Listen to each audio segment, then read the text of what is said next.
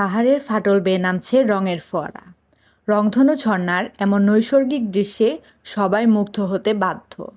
প্রায় ১৪৫০ ফুট উঁচু থেকে ঝরে পড়া আশ্চর্য রঙের ফোয়ারা সবাইকে মুগ্ধ করেছে।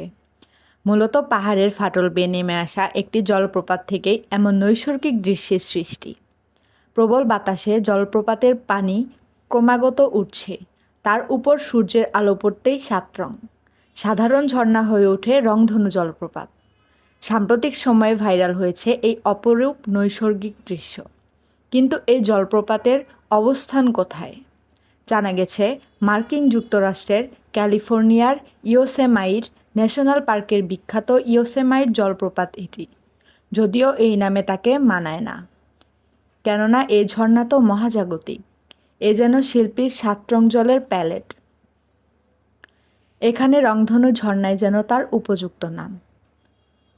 ইয়োসেমাইট জাতীয় উদ্যান ক্যালিফোর্নিয়ার 4টি ভিন্ন কাউন্টি জুড়ে বিস্তৃত, যা প্রায় 4,61,747 একর এলাকা জুড়ে বিস্তৃত। সূর্য উঠলেই রঙের লীলা।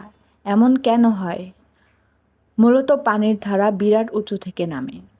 মাঝপথ প্রবল হাওয়ায় দাপটে উড়ে যায় কোটি কোটি জলকণা। তার মধ্যে সূর্যের আলো পড়তেই শুরু হয় এ নৈসর্গিক কাণ্ড।